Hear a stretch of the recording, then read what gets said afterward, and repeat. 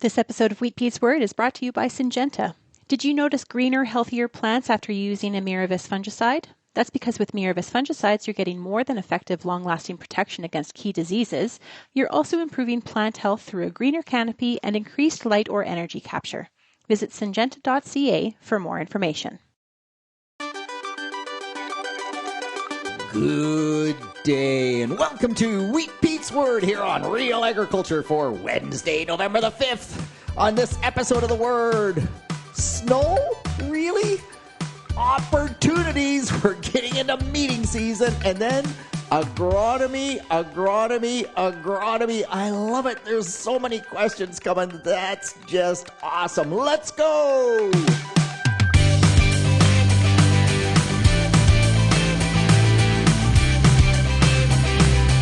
Dang, all of a sudden we're into winter. How does that happen so fast? Oh, hopefully not. There's a lot of corn to get out of the field yet. And there is snow in the forecast, which is just one of those reminders that it's Ontario, where I am coming to you from, and Ontario gets winter. That's all there is to it. Meanwhile, you go west, and in Manitoba, they are absolutely swimming in some spots. My good friend Jason Voigt sent a video of combining corn, and the buggy was essentially cutting ruts, in the video at least from what I could see, from one end of the field to the other. Just, yeah, they are wet. Ray, another great friend from Alberta, Ray Dalbenko, says, nope, in Alberta, we are still incredibly dry. So yeah, weather is weather across the world. Some cool opportunities happening. So the registration is now open for the Ontario Agricultural Conferences. So that's SWAC in Ridgetown, Southwest Ag Conference, the Midwestern Ag Conference in Waterloo, and the Eastern Ontario Crop Conference in Kemptville. Some really cool stuff there. The brochures are out. Just Google Ontario Ag Conference. It'll come up. You can register. Certainly get registered quickly if you can, if you want in person, because, man, all of the locations have a limited number of people that they can take in person. And in person is always the most fun because you get to interact with the speakers. You get to hear the questions from the other people in the room, have those conversations. We are social animals, and social interaction is so important. I love virtual because it can make you more efficient, but in person is still the best. One other quick note, on November the 26th, I will be speaking at Celebrating Fall Harvest. If you're in the Stratford area, we'll put the link in the post, but if you're in the Stratford area, you have a minute on November 26th, you're not still combining corn, hopefully we're done by then, just come on out. It's going to be a really fun day, and I look forward to the questions that you bring. So here's my philosophical comment for this week. And this is a quote. I love picking up quotes, but this is a quote, and it just really resonated with me because it sort of feels how I have evolved over time. The older I get, the more I want our society to be tolerant, charitable, kind, peaceful, and ensure everyone has what they need to survive and thrive. Man, if we could get the whole world to that point where all of those things happened, it would be a wonderful world, that's for sure. Unfortunately, not everybody has that sentiment, and it's interesting how people, as they age, some people, they say they get more cynical as they get older. My good friend Gilles Cannell, I think he was cynical all the way through, and Gilles, I'm just joking, but yeah, I really do. I think many of us, as we age and we see the things repeat across the world, that we just want things to be better for everybody, and that is important. All right, one quick safety note from Josh, my good friend at GFO. Driving down the road near Elginfield, where my farm is not too far away from Elginfield, at night, and here is a tractor out on the road with their working lights on, their field lights on. I have met tractors with the field lights on after dark, and they are absolutely blinding. It's like looking into the sun. You cannot do it. And so, for goodness sakes, this is just one more thing to add to the safety note. You pull onto the road, the light switch goes to road with the hazard lights flashing, because in this case, they didn't even have the hazard light flashing. And just be kind to the other drivers and be safe. All right, the spring cereal performance trials are now available. It's gocrops.ca. That's where all the performance trials are going now. Some really exciting data there. If you're a spring cereal grower, and I know in Ontario we're getting less and less spring cereal growers, but still some great information up and available there. Two things that we talked about on Agronomic Monday that I am not going to talk about here on The Word because I just simply always run out of time. But two things in particular. One, moisture bounce back. So we're getting lots of reports that you dry the corn, you put it in the bin, you think you put it in the bin at 14% moisture, 15% moisture, but we're getting rebound. And that's actually not surprising. We talked about why that could be on the Agronomic Monday. But be careful if you have corn in the bin. For goodness sakes, make sure you watch for that moisture bounce back. And the other thing that we talked about in depth was corn moistures in the field and why they are not drying down. And it's different if you're droughted versus if you're in that Goldilocks zone and you're getting the 250 bushel per acre corn yields or the 275. But in both cases, the corn often is not drying down the way we would expect it to. That's on Agronomic Monday. You can listen to it there. Oh, yeah, you got to put up with more wheat, Pete. I get it. But anyway, just not going to talk about that. I've talked about it enough here on the Word. Yes, so let's move on. And James, just on this whole drying situation. So James reached out to me from Wisconsin, and we had just a great email discussion, because I think you all are aware that Pete is a huge proponent of get it out of the field. Nothing good happens to the crop under 30% moisture. Pay for the extra drying. It's cheaper, and in the long run, you'll be more profitable. And I mentioned the precision study about whether you dry it in field, you dry it at the elevator, or at home in your own drying system. And so James reached out and said, Peter, you're telling me to harvest my corn, but when I do the economics, man, I should leave it in the field till it hits 18% moisture, because that's where I am the most profitable. If I look at the yield loss in that precision study, and I look at the difference in cost to dry the crop, it just makes, I should leave it in the field. And so good for James, because he pushed me. And so I went and I did the math. And the math here in Ontario clearly showed that you had far less risk and at least just as much money or more money economically to get it out of the field at 28% moisture. So I sent James that, and he just did the right thing. He took the time, and he actually looked at the drying charges, the difference between Wisconsin, his area, and Ontario that I sent him from just a local elevator. And guess what? They are quite different. When he plotted the two on the graph, the slope of the line for Ontario drying charges was much lower than the slope of the line for the Wisconsin drying charges. And it's a really interesting study, and I'm not sure exactly, I'm not disagreeing with anybody, but in Wisconsin, the line is quite straight, and it starts basically at 16% moisture. And that's a bit odd to me, because as soon as you have to put it through the dryer, you have and I've talked about this, but you have the elevation into the wet storage, you have the elevation into the dryer, and both of those things cost money. So if I can keep it out of the dryer, I have big savings. But as soon as I have to put it into the dryer, so it's 17% moisture, the Ontario data has quite a step up, quite a large increase for that first 1.5 points, because now it has to go through the dryer. It's not like that in the Wisconsin data. In any case, because of the slope of the line difference, James is right. Economically, you should leave it in the field and let it dry to 18%. Of course, in James' case, it's now cold enough, it's not going to get below 20% moisture. And then Mark sends me a beautiful video. Mark, my friend from Delmarva, the Delaware, Maryland, Virginia area.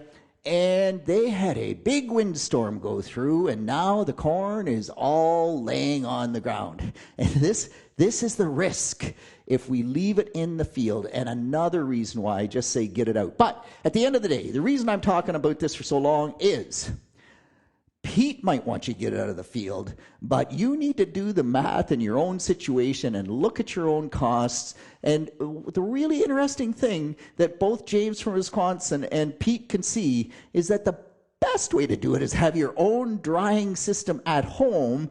And that probably is the cheapest way to get the job done, but it comes with a whole lot of investment and a whole lot of needed management as well. So that is also not an easy answer. All right, I need to move on. And Ed sending me some pictures and saying, I think I've got barley yellow dwarf virus in my field. And it's a great picture that Ed sent because you can see that all the plants in the picture are yellow. And the bottom leaves are yellow and the top leaves are green. And that is not how barley yellow dwarf virus works. So we don't think that's barley yellow dwarf. Ed's near Ridgetown. He planted on September 25th. Man, that is early for Ridgetown. And so barley yellow dwarf virus is certainly a risk. But if you see the whole field go off color, it's likely a nutrient deficiency. In Ed's case, almost for sure it's nitrogen because the lower leaves are yellowing off. And immediately I can hear everybody saying, oh, nitrogen deficiency. Well, Ed, quick, get out there, put on some nitrogen, feed that wheat crop. Yeah, don't do it because that crop is well tillered. It has all sorts of tillers. It's not making additional yield at this point. The nitrogen deficiency is not going to hurt it a bit. And come next spring, it's got lots of excellent tillers. And that's when we set the head. That's when we set the final yield potential. So just make sure you're timely with your nitrogen application next spring. You don't need it this fall. The other thing that's cool out there in many wheat crops as Pete drives around is the early planted wheat, including my own, is going purple. And you say purple, what is it? It's phosphorus deficiency. Pete, you always say phosphorus with the wheat seed. What are you doing? And the answer is, and if you've listened for very long, you know what I'm going to say. I do put phosphorus with my wheat seed. It's not a phosphorus deficiency. It's that those early planted crops have all sorts of top growth. And that all sorts of top growth on sunny days in the fall with temperatures at 8, 9, 10 degrees, they photosynthesize like crazy. And the soils are cool, and now they're damp or wet, and so they're cold, and we don't get much root growth, and so we get a buildup of photosynthate in the top of the plant, turns to anthocyanin, the wheat looks purple. It will be 100% fine. And hey, just on wheat, man, what an amazing crop.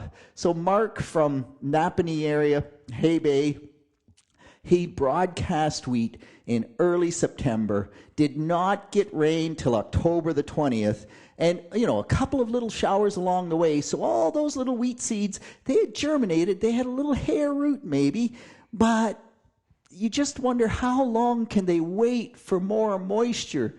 Wheat's such an amazing crop. They waited basically 6 weeks for more moisture. They got moisture on October the 20th. The fields are now turning green, even though you would say, seeded the 5th of September and a little shower and not much to cover it. They gotta be dead. Nope. They're alive, they're growing, they're going to make a crop. It won't be the crop, maybe yield potential that we had hoped for. But on that note, Ohio State just put out some data, and their comment was that with today's varieties and the winters we're getting, late planted wheat generally suffers a 10 to 15% yield loss versus the large yield losses that we used to talk about. So we don't want to take 10 to 15% less wheat yield, but that's way better than not having a wheat crop at all. All right, I'm going to move on. I want to talk quickly about plots. So a great agronomist session on Monday night, and talking about data analysis and field trials and all that stuff.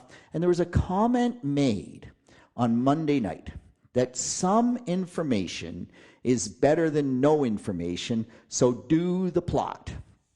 You know that I want you to do the plots, but the comment that some information is better than no information, no, it's not true.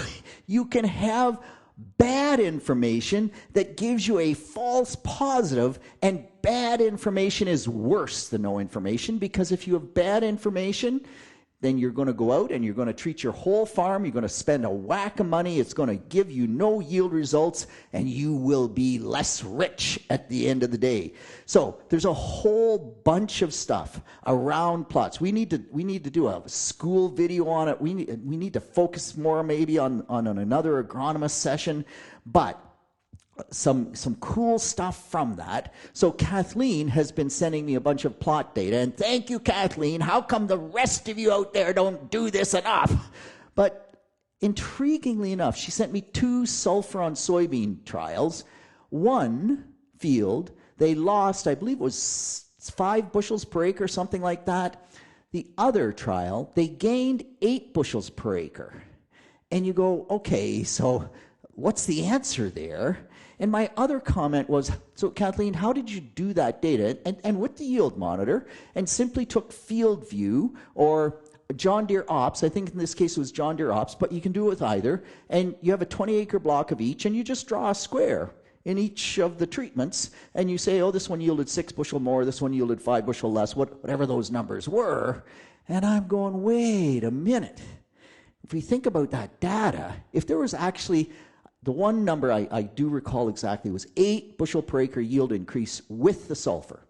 If that is true, then where the 2 treatments meet on that yield map, 8 bushel on a 60 bushel crop is 13% more yield. I need to be able to see the line. If I cannot see the line, I don't believe that at all. I think those 2 random blocks you drew are just field variability. And what's interesting is in the positive gain, you could see the line. It wasn't perfect, but it was pretty good. So you think maybe that's real. In the yield loss, you could not tell the difference at all. And so that's just field variability. And John Sulik, Dr. John Sulik, University of Guelph, he's the precision ag guy there. He says, man, you draw those 2 blocks in either John Deere Ops in field view, and you have no statistical value at all, no p-value. Making a decision on that could be 100%, and often is 100% field variability. So we simply have to get better than that.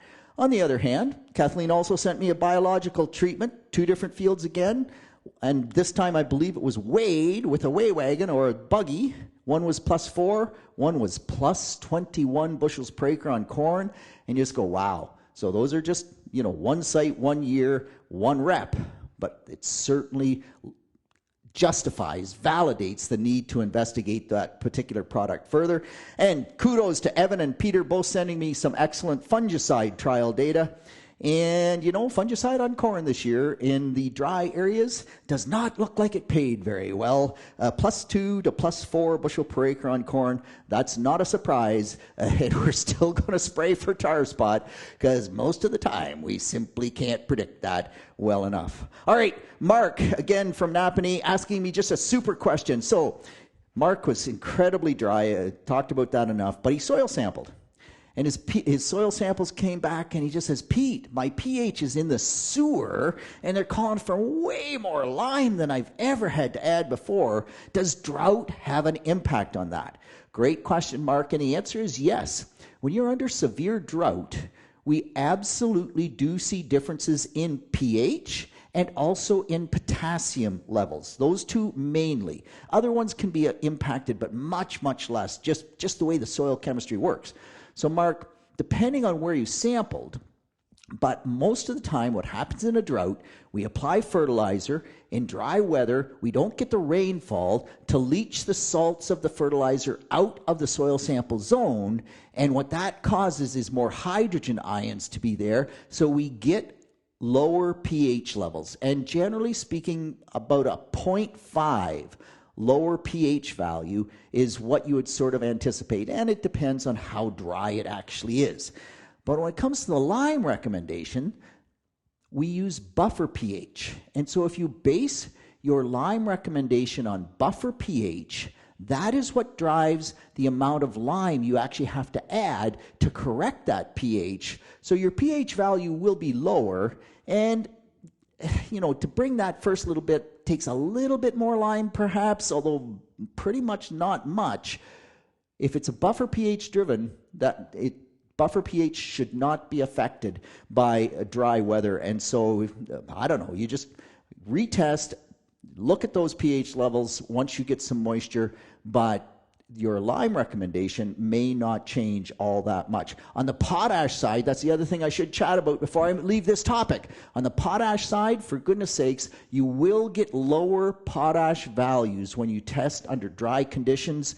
It's why in Western Canada, even though they have all sorts of potash in most of their soils, I mean, we mine potash out there, so most growers, not all, the sandy growers don't, but most growers have more potash than they should ever need.